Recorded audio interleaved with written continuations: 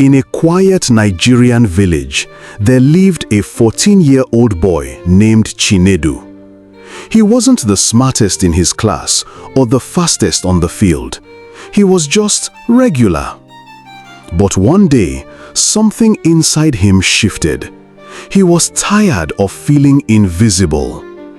Instead of trying to change everything at once, he made one tiny decision. He would wake up 15 minutes earlier every day. That's it. At first, it felt silly. What difference could 15 minutes make? But still, he set his alarm before dawn. The first morning, he rubbed his eyes, yawned, and stepped into the cold morning air. The village was silent.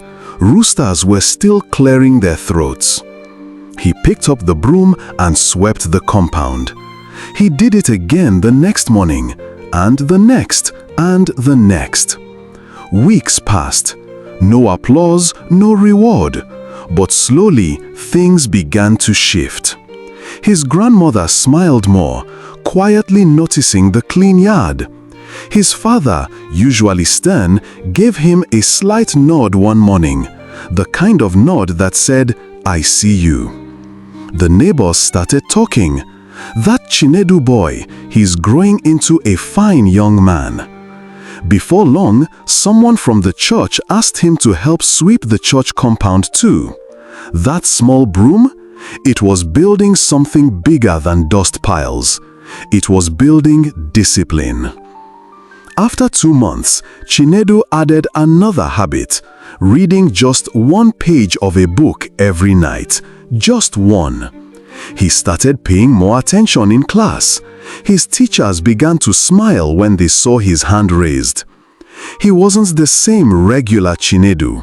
He was becoming a reliable Chinedu, a focused Chinedu. One afternoon, as he returned from school, his father called him. "Take this," he said, handing over a small key. It was the key to their family's little provision shop. "You've earned it," his father said. "You've shown you can be trusted."